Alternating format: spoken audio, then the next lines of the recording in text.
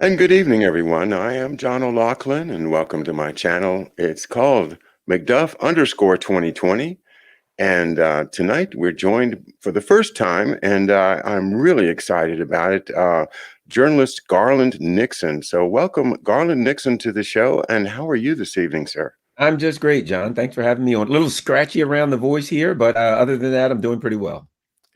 Well, we've all been working pretty hard, so I think we'll forgive everyone for a little bit of scratchiness. And I know what you mean. Well, let's start off because I'll just tell everybody I have been watching you on Twitter now for maybe about 2 months, and I'm very, very excited about your point of view, and I want to know more about your personal history. And I first ran across you when you and Lee Stranahan are doing Fault Lines. Very, very interesting show, and always a pleasure to see Lee and yourself. But now you're starting a YouTube channel, and I want to hear a little bit more about you, your background, where you're coming from, and why you're getting into this crazy business. Well, I'll give you 3 or 4 minute the whole 9 yards on Garland Nixon. I was born. My mother ran she was a small businesswoman. She ran a school bus. My father was a good old fashioned hard hat wearing union member of the Longshoremen's ILA, right? So it was, it's kind of a typical American story. Mother runs a small business, dad puts on a hard hat every day, gets up early in the cold and goes to work loading the ships. So I grew up with that kind of a hard working mentality, understanding of life, be tough and work hard. And so when I got a little older and went out into the working world, I got a job working for a police department called the Maryland Natural Resources Police. Natural Resources Police, you've got a combination in Maryland. You've got the Maryland Marine Police, which are police boats. You have it was three organizations that came together: the Maryland Marine Police, which are your police boats; your Maryland Game Wardens, your hunting and fishing. Everybody knows what game wardens are. And Maryland Tidewater Fisheries. Tidewater Fisheries were the people who regulated commercial seafood harvesting, things of that nature. They brought all that together and they made it the Maryland Natural Resources Police. It was a police department, full police authority, same as state police. Our cars, people always thought we were state troopers, but our same retirement, same pay, everything. But our main focus was wildlife, etc. I ended up moving up the chain pretty well there. I retired as a major. I was the assistant commander of field operations, and I did lots of things while I was there. I was a hovercraft pilot at one point for years, hovercraft pilot and mechanic. And then I was in charge of everything you can think of in a police department. At one point, I was commander of the investigations division. I taught investigators. I taught investigations. I was commander of the aviation section, commander of the police academy training section, recruitment, hiring, you name it. So I know law enforcement really, really well.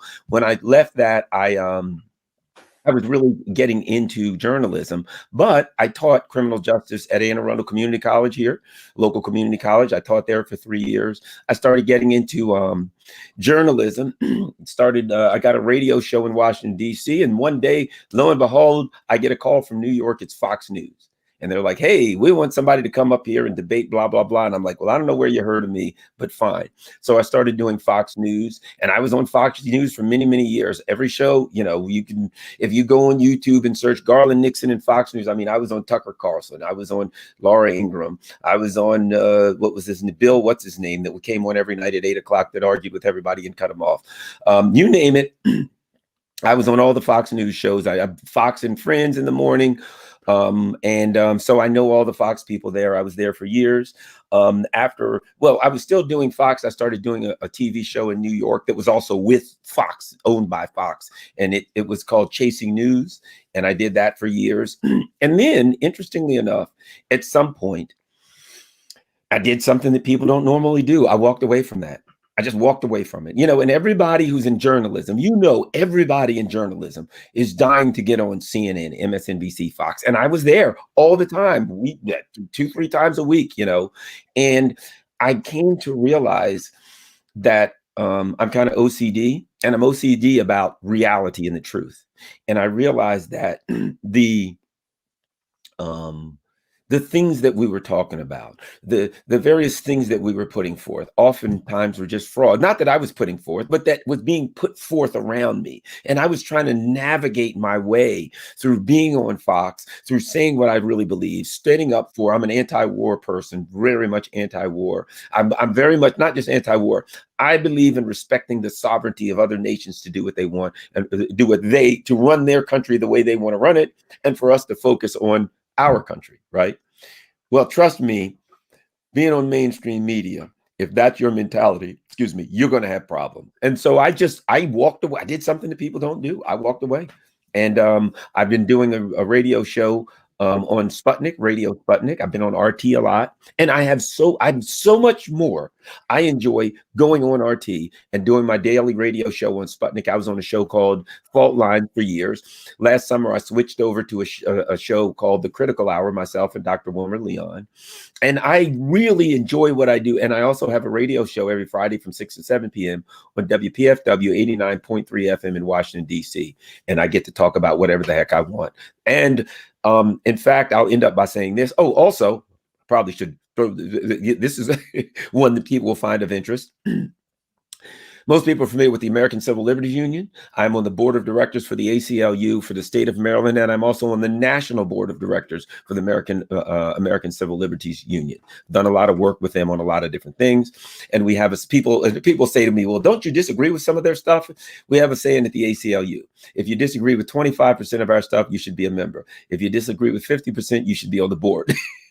So, for me, because I get to go to meetings and I argue, oh, that's ridiculous, we shouldn't be doing that, but that's what I want to be doing. Or I argue, hey, that's a great idea. So I'm on the board of the ACLU, and I think that's pretty much the long and short of it. Wow, well, I'm sure glad I asked. I mean, you're now a resource here at screamingospreys.com for a number of things. I left something out. I did leave Yeah. something out. I probably ought to throw in there. So when I was with, when I became a major, I started working with terrorism when all the terrorism stuff started in 2003. So I was designated by the state of Maryland to work with all of these groups. So I worked with the FBI's JTTF, Joint Terrorism Task Force, for a period of time. I worked with the JTTF. I was like working with like NSA and all of these organizations that probably the same ones that are, of course, tapping all my phones and following me all the time now. I worked with them, so I was involved in that. I was trained by the Defense Threat Reduction Agency, DTRA, which is under the Joint Chiefs of Staff. So I was trained in terrorism by then. I mean, they took me around the country, trained in all kinds of stuff. So really, when I left, I could have had a significant background doing Homeland Security, doing all of that cop stuff, doing all the stuff that I fight against mostly now. I could have made a fortune doing that stuff. So I've walked away from opportunities to probably be a rich man, but I'm a middle-class guy, and I'm happy as a three-legged dog in a what is it? How's it go? Happy as a three-legged dog in a pine forest. That's the kind of stuff I work with game wards. They always said stuff like that. Like that guy's jumper and a long-tailed cat in a room full of rocking chairs. You learn that stuff in game warden land. So that's it. Let me just, if I can indulge myself with one question about your earlier career. When you were out on the water doing natural resource policing, was there much of illicit trade in, say, narcotics or other stuff going on that might, sneaking around at night with little boats? I imagine that stuff happens, but I'm wondering if you can confirm or deny the rumors. I didn't get into that much, very, very little. And based on my experience on the Bay, and I was on the Bay all the time, in all likelihood, 99.9% of the people that did it probably got away with it. Because think about it. How would you know? There was boats everywhere all summer, going in all different directions, coming up the Bay from all over the world. How would you know? At one point, I worked with U.S. Customs, and they would try to keep track of it. They couldn't. There's just too many boats and people coming and going. So I would say that probably about 99.99999% of that stuff gets through unscathed. Wow. And your shirt says Baltimore. Is that University of Baltimore School? University of Baltimore. One funny thing, when my daughter graduated from the University of Baltimore, I think it was 2012, her keynote speaker was Bill Cosby. That Oh, was before all of that stuff happened, before but that it's kind stuff. of hilarious. Yeah. Oh boy. Of course, I grew up with the LP of Bill Cosby's great LP Right, and we played it thousands of times. We knew every single line. Did you know that one? The very first LP by Elvis No, was a, no, no, oh, don't. Yeah. okay. Well, I'm dating myself then, but that's okay.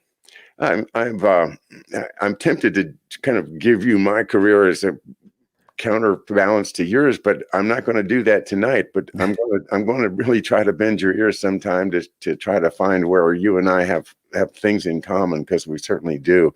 Um, but let's move on to current events, if you don't mind, because frankly, I personally I have made a big transition. I've been a walk away type of person too. I was a Democrat all my life, very much committed to social justice issues. Friends in the ACLU, and going to marches and doing things that really I felt were the right things to do from my heart. And I know that the people that are opposing President Trump with such extreme vigor right now are doing it because they've been working all their lives for social justice, for things that we all think we should have, but they just don't seem to be able to see the dark side of the Democratic Party that we're all looking in the face right now, and it's like looking at the abyss to some of us. And I kind of sense that from you, Garland. Tell us your tweet today was.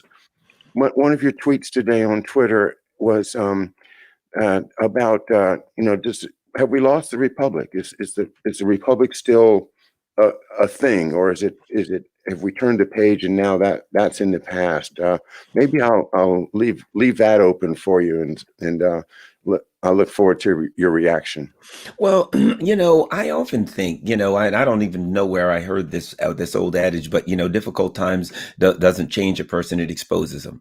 So I think what we're looking at now is the weaknesses, the fragility of the democracy, or maybe the lack thereof here. What I think is happening with COVID and the subsequent economic problems and social problems, et cetera, it is exposing the problems that were already here. I'm saying it with you, I was a Democrat all my life. I thought, okay, the Democrats are better than the Republicans. The things that we think when we're in the party and we can't see from the outside, because I only saw the world from the perspective of Democrats and Republicans. So I only had to compare the Democrats and the Republicans. So either they were better or worse than the Republicans. There was nothing else to compare with me. 2016 comes along. And to be quite honest, on my radio show, when I started, I was like, well, I could vote for Hillary Clinton if Bernie doesn't make it. Hillary Clinton's, I'm not thrilled with her. And what happened was, as they slowly robbed Bernie, because I was a left-leaning person, I was going to support Bernie, I started looking closer at Hillary Clinton.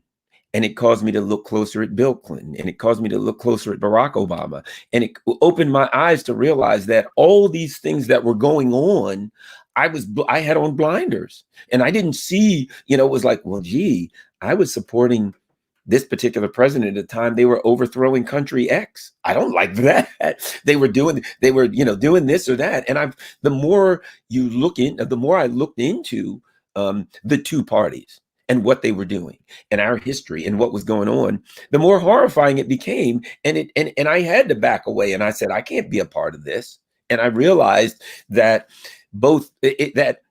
people who are caught up in, well, I'm a Republican and the Democrats are bad, or I'm a Democrat and the Republicans are bad, are caught up in a cycle that's created for them. Good. And I got to say this. When I was at Fox News, I realized something, and they do the same thing at CNN. They do the same thing at MSNBC. They set up, the Overton window, basically.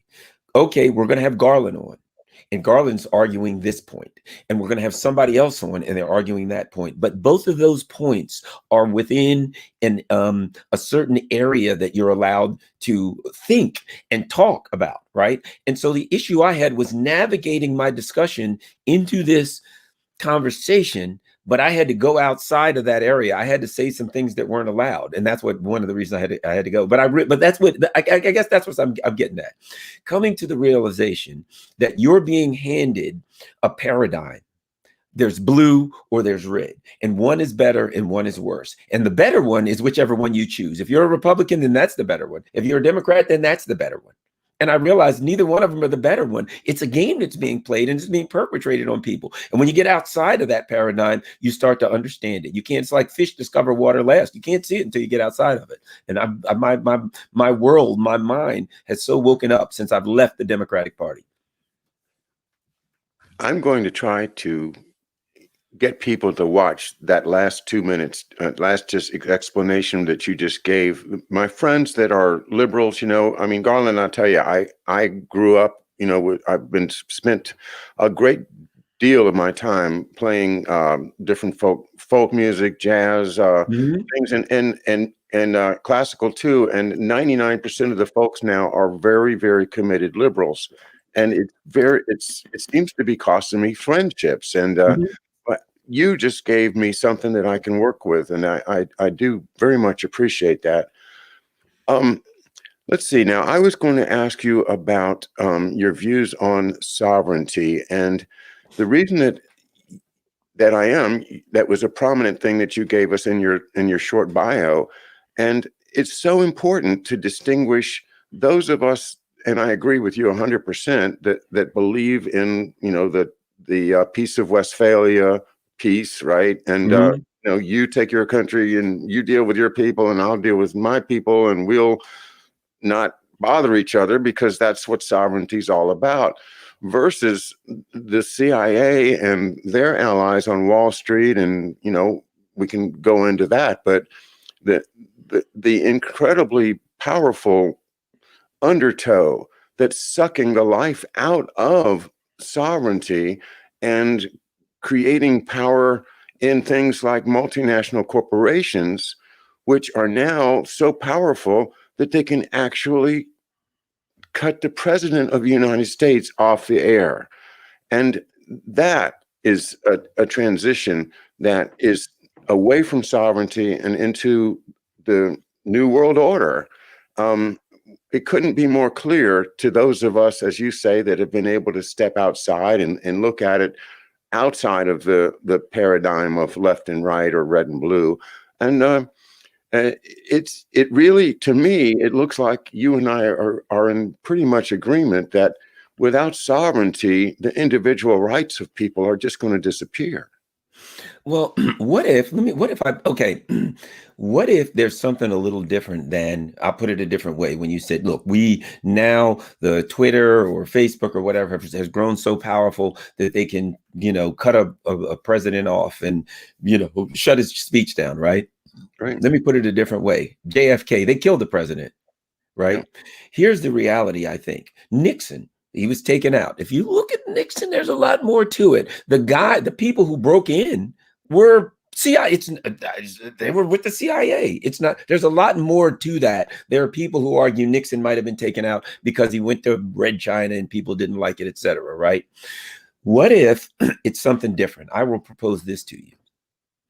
They always had the power to kill the president, to decide which president comes, which president goes, what a president can do, what a president can do. But they are restrained with their power. They won't use it unless they feel that they absolutely have to, because their power is in their anonymity. And if they use the power and you know how much power they have, you'll get scared. Like people will be like, whoa, holy crap. They can do that. They could always do it. But now they can do it. And why will they use the power now? Because they're kind of desperate. Donald Trump did something that's unacceptable. He exposed the empire. He exposed how fragile our democracy is. When he did whatever he did, he got his people riled up. They went and they wandered around the Capitol, and a lot of bad things happened. That was not a good situation. People shouldn't be wandering into the Capitol. Some actual people lost their lives. A terrible situation, right? But they are not opposed to coups, because we coup countries all over the place, right? He's embarrassed the empire. Now, when we go around the world and say, well, you should do what we have and have a liberal democracy like us, because our democracy, people are going to be like, really? That democracy ain't what you claim it to be, So he did the unthinkable. He exposed the weakness of the empire. He exposed Donald Trump has, for all of his faults, accidentally and organically, he has exposed some things that the empire does not want exposed. And when he did that, they stuck their head up and they revealed, we got power to do whatever we want. We won't use it because we don't want you poor suckers to know really how powerful we are, because you'll get scared and you might try to act on it. But now that he's exposed the empire, we're going to have to knock him down. And they came up and they shut him down and they shut everything down. They don't care. They could have did this all along. They just as soon toss him off a bridge as they would do that. It doesn't matter, but they won't do it unless they have to. And he kind of accidentally forced their hand. Well, that is a perspective that you're not going to very often hear in the mainstream news, and I'm glad to say that it's something that does resonate with me, and I think a lot of the folks here at our little group here at screamingospreys.com, and the folks that are basically good, patriotic MAGA people. Mm-hmm.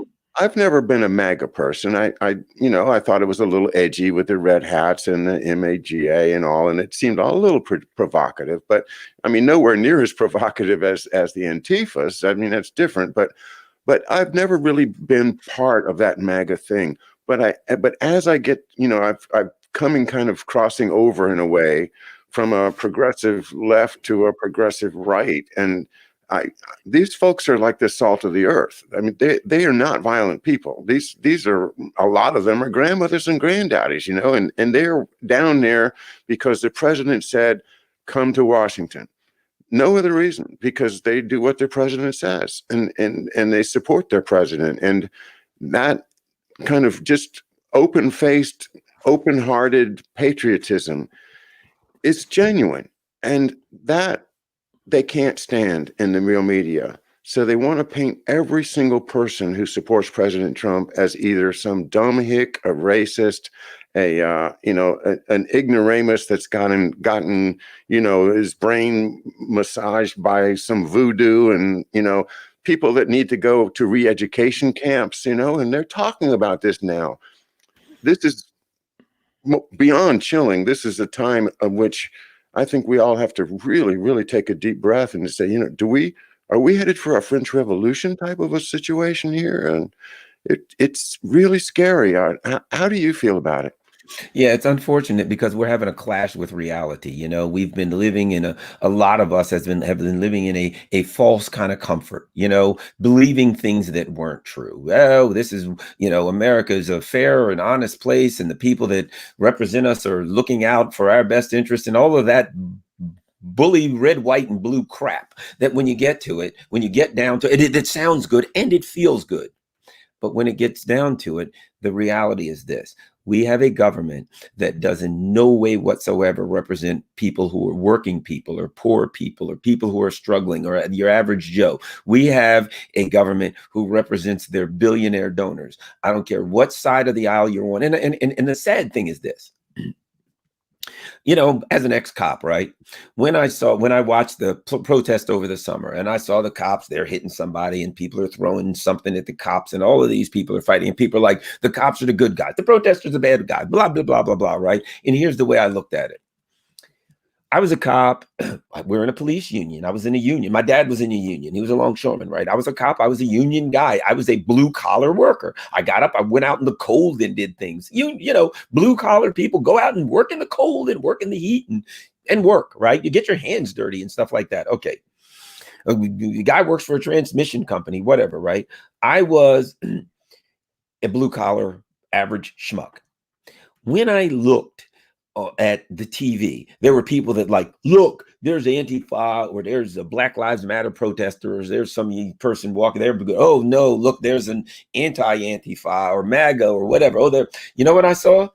I saw a bunch of working class people beating the hell out of each other. And see, that's what the billionaires saw. You think they didn't have a problem with that. The billionaires are sitting back there like, yeah, you guys go ahead and Antifa. Oh boy, those Antifa guys are going to get you. And then they go to Antifa. Hey, let me tell you something. The MAGA people, bunch of racists. They hate your guts. If I was you, I'd beat the hell out of them. Right?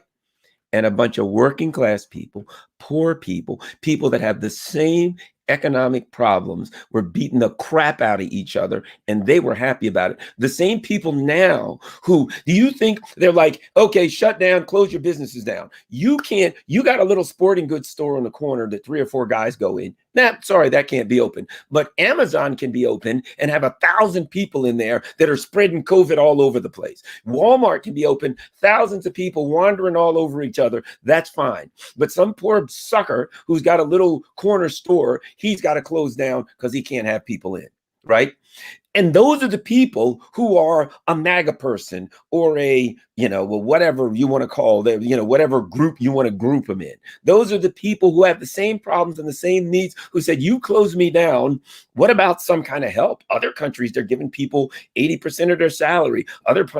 They're giving people health care. They're giving people things, saying, if you got to stay home and we're going to shut your business down, we're going to help you out. America, you get nothing. Nothing. But they're happy because if you're beating the crap out of each other, you're not looking at them saying, why are you screwing me? Why is Jeff Bezos getting rich? Why is it that the people in Amazon why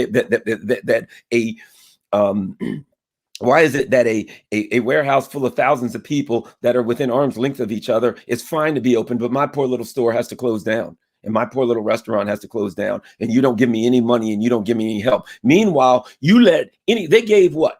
Boeing, who didn't even need money, they gave them $16 billion just for the heck of it. But you need money and you can't get a dime. When we can have the discussion where the people who are working class wake up and realize, why are we beating the crap out of each other and arguing with each other when they're only answering to their billionaire friends? I'll go get right back to you. I got to add this, and this should be telling to everyone. Congress says we can't get anything done. We're deadlocked. We're on opposite sides. So Trump comes out and says, give the people $2,000, which is a pittance, to be honest, but it was $2,000. It was better than nothing. Okay. And they're like, sorry, we're deadlocked. We can't get that done. At exactly the same time, they can't give you $2,000. They passed a $740 billion military budget with a bipartisan supermajority. 2/3 of Congress could override the president's veto for the military, but you can't get a stinking dime. And that should wake people up to say, we need to stop getting into these little groups that we're fighting each other while they just sit back and laugh and enjoy it. And as long as we do that, we're going to lose. And they'll just sit back on their ivory towers and have fun and watch the show, man. It's UFC for them. Well, even John D. Rockefeller would give you a dime. Exactly. You get nothing here, man. You get some advice. Drop dead. Literally, unfortunately. Well, unfortunately, but that's the thing that thrills me about hearing you and your message, Garland, is because you fit so well into what I've been discovering. My show has been 90% me studying other people's work, books, generally, a lot of articles that I read. I've been digging into the LaRouche organization's history at Executive Intelligence Review. They've got all kinds of great historical articles that go back into Nixon and all the scoundrels back then and bring it up to date. But one of my thoughts that really resonates with what you just said is the idea that divide and conquer is a tactic. The Hegelian dialectic is like, just when you were describing the setups of your interviews, it was, the one tower is Boaz and the other one is Joab or something like that, if you remember the names. But it's the dialectic, and by keeping us in between those two poles, we never get to talk about our issues. We never get to coordinate with other people that have our same issues. And instead, we hear this controlled media that's always saying it's them, it's the other guys, it's those other guys, it's the ones that live over the hill. It's the South Vietnamese you got to get rid of. It's the North Vietnamese you got to get rid of. It's the North Koreans. No, it's the South Koreans. No. And the division, is the divide and conquer territory of all the really bad stuff that the CIA has done. Ed Lansdale is one of their great operatives, and that divided the Philippines and then divided Vietnam. And this is the theme of one of my other favorite writers, Douglas Valentine, his great book called The Phoenix Program. I've got it right there. Got And the well, Phoenix Program. as you know, he describes it very, very well, and it's all documented. He had interviews with all of the, hundreds of CIA guys, and he has documented what they did in Vietnam. And the big question that he leaves is, what will happen when the Phoenix Program comes home to roost? And I submit to you, Garland, that it has come home to roost. And this totalitarian nightmare that's looking us in the face is the Phoenix Program. They like beta tested it in Vietnam, and now they're bringing it here. Everybody is going to be under a microscope, and everybody's lives are going to be fashioned between those two pillars. And God help you if you veer off course. I'm telling you, I'm really thinking that this is the nightmare right in front of us. Yeah, I agree with you. We're in a situation now, and we're in a situation now where, I mean, as an example, one of the things that, and I was listening to a show of intellectuals, of what I would consider progressive intellectuals today, but people that I have a lot of respect for, but I felt like they were out in space. And I tell you why, because they were saying, well, the MAGA people believe things that are totally false, and that's the problem. They believe things that are totally false. How are you going to deal with people, blah, blah, blah, right? And I'm sitting there thinking to myself, Russiagate. I paid close attention to Russiagate. I'm OCD. I study. That's what I do. And I found two things. You could not both research Russiagate and believe it. It was absurd on its face. As soon as you start looking into it, as soon as you start researching, it falls apart. And here's something nice. Here's a perfect example. I do my radio show, and I was a skeptic from day one. I wasn't a skeptic because I didn't believe it. I was a skeptic about Russiagate because I researched and studied it very, very carefully. Every allegation that was made individually, I would research that allegation, and I was an investigator, and I was a commander of investigations division. I know how to do an investigation and research, right? Independently, in a non-biased way. So I'd look at it and I'd like, well, that makes no sense. Well, that makes no sense. That makes no sense. And before you know it, you had a chain of things stuck together. None of them made any sense, but they tried to pretend as though once you put them all together, well, they have to make sense. And so I would literally have people call me, and I'd argue with people on my show. It's a 50,000 watt radio station in called WPFW 89.3 FM in Washington, D.C. every Friday, 6 to 7. Okay. And I would say, it makes no sense to me. The Mueller report, you wait. And I'd say, I don't have to read the Mueller report, pal. This is foolishness. Oh, you wait. Okay. Here's what I'm getting at. You wait, Mueller's going to show collusion, that Donald Trump colluded with he's working directly for Putin, blah, blah, blah, blah, blah. So I said, yeah, that's foolishness. Okay. The Mueller report comes out and he says, no, there ain't no collusion. There ain't no conspiracy, not with Trump, not with anybody who works in, nothing. It's not there. I defy you right now to go to any of the liberal Facebook groups, right? Facebook websites, and say Trump works for Putin, and watch what happens. Every one of them will say, yeah, absolutely. Oh, he sure does. Oh, yeah, that Trump works for Putin. The guy, Robert Mueller, who they swore was a saint, who they literally had like Christmas hymns to them on Saturday Night Live. They're singing, "We wish you a Mueller Christmas," right? He was Saint Mueller, came out and said to them, the thing that you believe is untrue, and to this day, they still believe it, right? So for you to tell me the MAGA people believe things that are untrue, I'm sorry, it rings a little hollow for me. Now, my position, being neither a Democrat or a Republican, is you are correct, because you can't be a member of either one of these parties unless you're going to believe stuff that's poppycock. Once you get to that point, you're out. Once you start to actually wake up and say, whoa, I'm a member of the Democratic Party or the Republican Party, right? Once you start saying, but here's what I'm going to do. The things that I believe, that the people in my group believe, I'm going to start to independently examining them. Once you start doing that, the whole facade falls apart and you end up having to leave. So if you want to stay in the Democratic Party or stay in the Republican Party, don't really start researching the things you believe and that all of your friends who are in the party believe, but the people who are on the outside don't believe it, because you'll find out it's kind of cultish. You know what I mean? So that's why you'll see me right now, I'll say the blue cult versus the red cult. because that's all it is to me. To me, the two parties have turned into cults that believe absurd things. And it's something I could also talk about. I went to Venezuela last about a month or two ago, when the Venezuelan elections. And I went there. I traveled around the country. I had an interpreter, and my interpreter was not a Venezuelan. The guy was from Denver. Okay, so it's not like the government handed me somebody to. No, the guy I know from Denver speaks Spanish. I was all over the place. I learned and I learned stuff. But I learned about our government, because when I went to Venezuela, I learned about this regime change crap. I learned about what we're saying about other countries. Oh, this Iran is evil, China's evil, Venezuela, Nicaragua, blah, blah, blah. And I went there and I set foot on the ground and I'm like, holy moly, are we being misled about the other countries?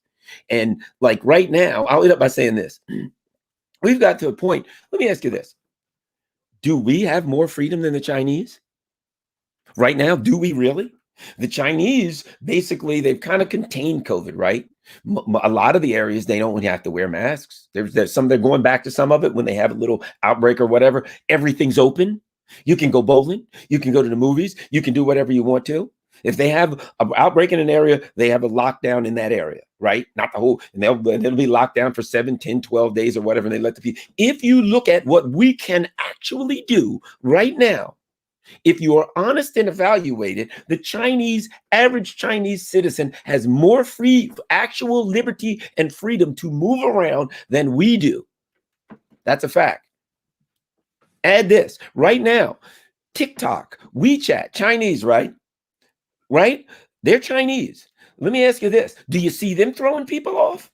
Is WeChat saying, oh, hey, whoa, you talked about this or that. You said this. I have not seen a single purge from WeChat, which is the Chinese version of whatever, Facebook, Twitter, or from TikTok. No purges whatsoever. So to argue that, hey, well, the one thing about this country or that country, we've got more freedom than they do. Well, that's kind of that's kind of old too, sadly. But it's a reality if you ask yourself an honest question about it. Well, again, so many points. Let me make this one about Venezuela, and I'm delighted to know that you've been there and eyewitness and got their point of view. And certainly, the media here is atrocious about reporting about all of the countries of Latin America and South America. But specifically, one of the tragedies that we're experiencing now is that every time that the bad Uncle Sam goes down there and does something bad, it's blamed on the president. And honestly, I don't think President Trump has a dog in this fight, whether we interfere in Venezuela or not. It's Pompeo. It's the State Department, which has this independent power that has been just created since World War II in collusion with the CIA. And basically, I don't think the president has any way to stop it. So to see the left beating up on Trump because of what's happening in Venezuela is tragic to me, because I think if they really could, as you say, step back and look at it objectively and do that critical thinking analysis instead of just going along with the latest memes, that they would see that this is an internal problem that we've had ever since World War II with this deep state secret team, whatever you want to call it, that does what it wants to on behalf of its clients, like the Dulles brothers really working for their Wall Street clients, not working for the US, and doing that without even telling the president, much less having the president order that it be done. And now Venezuela's the latest case in which we have this out of control deep state that's going to go down there and make sure they can control the government so they can control the resources. And it's another case of what we've been doing ever since World War II. And I think it's another situation where the media is causing one side to blame the other. And again, I don't know you're in media. Tell us how can we break through this, Garland? How can we get our own independent media channel?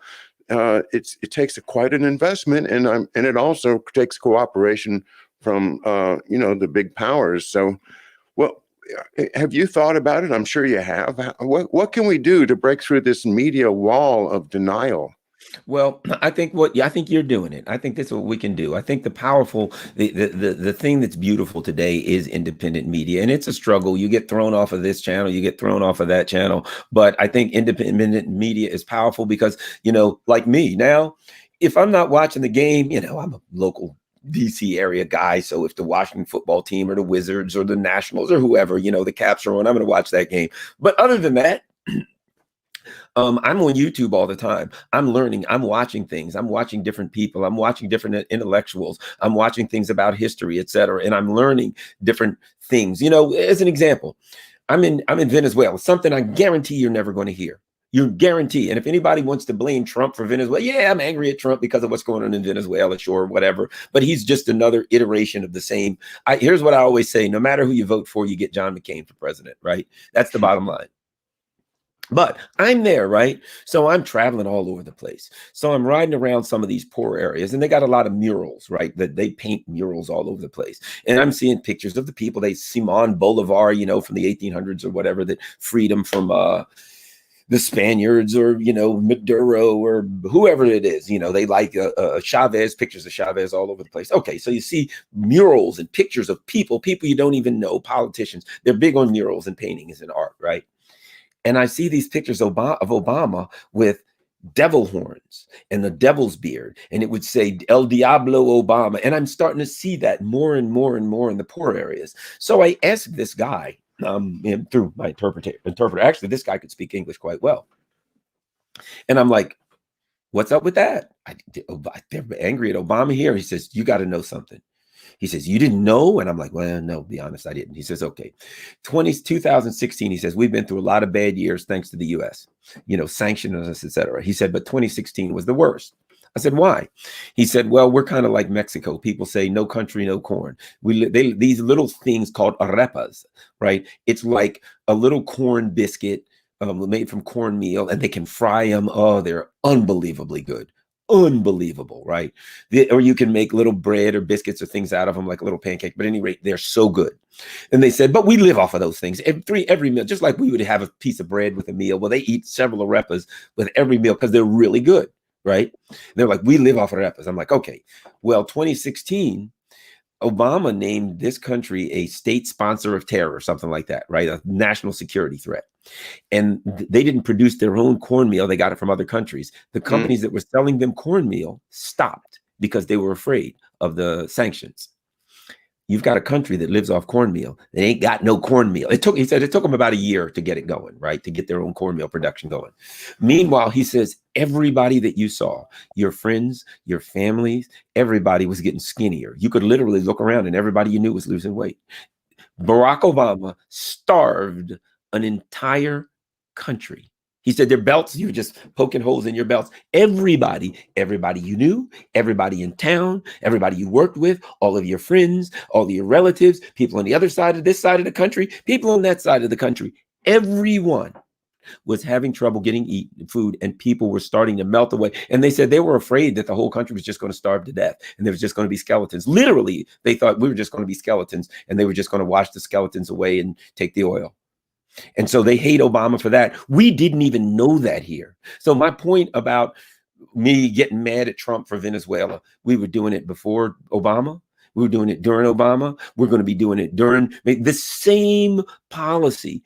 No matter who comes in, I can tell you what's going to happen when Biden comes in. The same thing that happened when Trump was there, when Bush was there, was Clinton. The people that run our money will be from Goldman Sachs and Blackstone. You know where they're going to come from. You know what schools they're going to come from. The same consistent thing. So when we are like red versus blue, MAGA versus you're a socialist, no, you're a fascist, no, and we're name calling people, but the people with the power are the same people over and over, and they play around the edges. They argue like abortion or something, or race or something. Like they argue about those kind of things to get us hyped up, to get us emotional. But in reality, the stuff they care about is green. And that's what they're going to get. And they're going to abuse other countries and things of that nature so they can get it. And even that, they'll send our kids over to die, to be mowed down with machine guns, to be cannon fire, all that kind of stuff. They'll steal it, and we ain't even going to get any of it. We'll suffer for it, but we don't even get part. They're pirates, and we're on the pirate ship. I always say Americans think they're on a luxury liner. They ain't. They're on a pirate ship. This is the Jolly Roger. The only problem is, at least on a pirate ship, all of the crew got a little piece of the booty. When they stole the goods, to the last able-bodied seaman, you got a little piece of it. Here, they're going to rob, steal around the world, and when they're now, here's what they're doing. Now they're running out of people to rob and steal here. They're turning inwards. Okay, well, we'll just do it to them. They're running out of people to beat. We're starting to question them. Oh, God, we're going to ask them a few questions. Well, they're going to treat you the same way they treat the Venezuelans or the Iranians or the Iraqis when they start asking questions. They got a bomb for you. They got some violence for you. They got a jail cell for you. You remind me of the famous clip of the filmmaker Aaron Russo, who did Trading Places and a number of other great movies. In Aaron Russo's interview, he was a friend of Danny Rockefeller. I think it was his first name. Yeah, Danny. Mm-hmm. And they were talking one time, and Danny Rockefeller tells him, he says, well, what we're going to do, we're going to put everybody's going to have a number, and everybody's going to be like under complete surveillance. We're going to have complete control over all the people on the planet. And Aaron Russo goes like, really? Why? He says, well, because that's what we're doing. We're doing it. And do you want to be a part of it?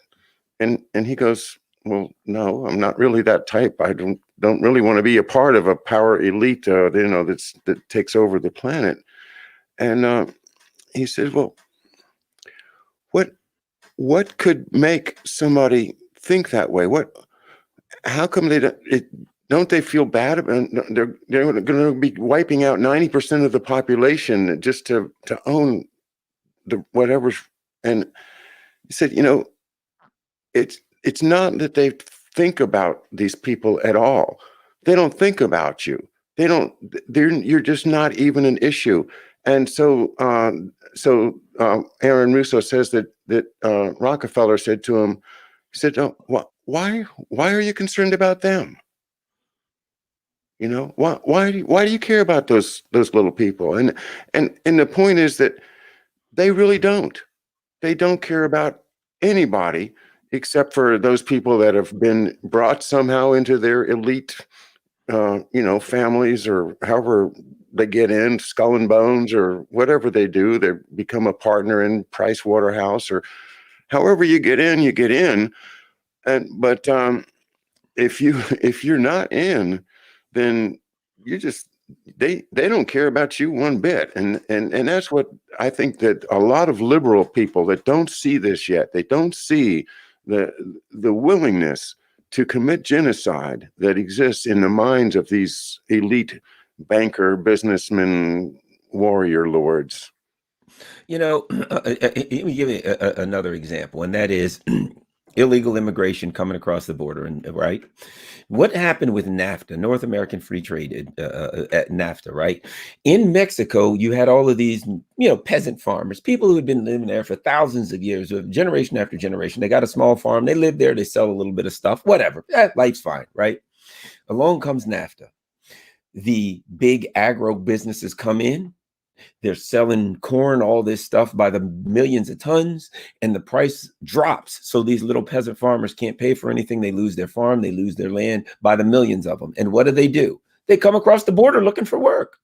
NAFTA created an environment where all of these people come across the border. Then what else is the U.S. doing? We're overthrowing El Salvador, Guatemala, the United Fruit Company, Dole, Chiquita, Coca-Cola. We're overthrowing the countries, and we're oppressing the people there, and we're creating an environment. So what do? They get the hell out of there, and they're crossing the border, right? So then what happens? Now they're coming into America, right? Who are we told to blame?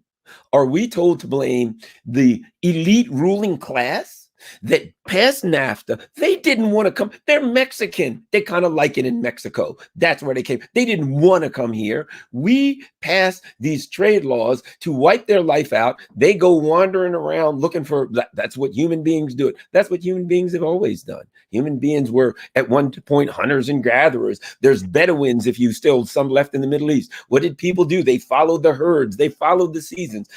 Human beings do what they need to do to survive. And we've always done that. Native American, they follow the herds or the seasons, right? So we create as Derek Holmes there is saying, we create an economic disaster. The people wander across the border. Then our leaders don't say, we created this disaster that's causing both you and them problems. We say, look what those people are doing. Why, they're messing your life up and taking your jobs. Let me get China. China, what happened? How did China get all of that industry, right? Deindustrialization. What happened? The billionaire oligarchs owned factories, all of North Carolina, South Carolina. There was all of these factories that were making furniture and beds, all kinds of stuff, right? Jersey and all through the Rust Belt. They're making things. And they wake up one day and they're like, you know what? We can get cheaper labor in China and Vietnam and blah, blah, in this country and that country. So to make more money, they closed your factory and they took it to China and they took it to wherever, and your job is gone. And now you can get a job at the mini mart making $7 an hour, but the job you had making 25, the job that you had that you could feed your family, out of here. They took your job and sent it somewhere else. And then they say to you, China's screwing you. Hey, look what China's doing to you. Why, they're doing well and you're screwed. That China's screwing you. This is the way. See, they create enemies for us, right? But they make money off of something. NAFTA, they get richer. Send your jobs to China, they get richer. And then they tell you blame the Mexicans. They tell you blame the Chinese. They create the dynamic where you get screwed. But here's the way I look at it. Anytime the elite ruling class is telling you to blame somebody who's as poor as you are or poorer, you're being screwed. That guy doesn't speak English. He's picking grapes for $2 an hour, right? But the person who now is a billionaire, he's doing pretty darn well. And he's living off of your profit. And then what do? They make massive profit because that would have been your salary because they moved the job over to China, wherever, India. So they're making massive profit. And people get fooled into the old way. And they say, well, they're going to invest it back into this company and build and buy. We'll give them tax cuts. Why? They'll invest back into the company. There ain't no company to invest back into. Everything's in China. So now they take that money. And now we have financialization. Now they got all of this huge profits like they've never had before because they don't have to pay you, you poor sucker. You're starving. So what do? They go to the stock market and they throw it into the stock market and they buy their own stocks and they create these financial tools where they can make money off financialization. And now we have a financialized economy where the money is made through financial tools. And the president will say, I'm going to bring the jobs back. They can't bring the jobs back because people here can't work for what they could work for in China. Here in this country, it costs so much to buy a house, to buy your groceries. They have raised the prices on things. What happened? Tell me, why the hell during the pandemic did our grocery prices go up by 30%? Right? Because they can make more money from you because everybody's got to buy more groceries, all this kind of stuff, right? They have a captive audience. So they create a dynamic where they can make more money. They take that more money and they throw it back into the stock market. And now our bills are so high, even the money that they take out for taxes and FICA and all that kind of stuff, even if they stop taking that stuff out, you still couldn't afford to buy a home and all that kind of stuff. You couldn't work for what they can work for in these other countries. They've created that dynamic. So you're screwed. Those jobs ain't coming back. And anybody that lies to you and tells you that in a financialized economy where the money is made off of complex financial tools that they're going to bring back industry is lying to you. That's not happening. What they will do is if the costs get too high in China, they'll find someplace in Africa. If they get too high in Africa, they'll build a base on the moon and find moon people to work for moon rocks or something. That's the way it works. And but then they'll blame them. Hey, you know those moon people, man? They're the ones that are screwing you over. It ain't us. And unfortunately, the suckers here will buy into it, and they all get together and say, "What are we going to do to stop the moon people? They're screwing us." It's pretty sad. Well, folks here on screamingospreys.com and McDuff channel, neighborhood news studio, all of us, we really, really appreciate your sharing an hour of your time tonight with us. And what I want to do for you, if I can, is to urge everybody who's enjoyed this show, who's gotten something out of this show, to go over to Garland Nixon's YouTube page and subscribe, because he just needs about 160 people to get to the 1,000. And you know how that is at YouTube. It unlocks a lot of possibilities. And I'd like to be part of getting him over that 1,000. So do that for me after the show. Go over and support Garland. And I'm sure Andy will run that little ticker across the bottom so you can get the exact address. You want to give us the name of your YouTube channel, please, Garland? Well, you can just, my name is Garland Nixon. So you can just search for me on YouTube, Garland Nixon. Follow me on Twitter also. It's just at Garland Nixon. That's the great thing about having a name like Garland Nixon. You know, nobody else has it. You just search like Gmail, oh, there you go. It's right there. There's no other Garland Nixons around. So you can find me. Fabulous. And I appreciate everyone. And this is fantastic, fantastic show. I really enjoyed this, and I appreciate you taking your time out to have me on. This has been one of the fastest hours I think I've spent here in a long time, and I'm really grateful for you for joining us. So let's leave it there for tonight, Garland Nixon. And one more question for you. Will you come back again? I would love to come back. You just let me know when. Oh, super. Okay, we'll set it up. Okay, we'll send you off with our, the Ospreys here. We're going to play the Ospreys.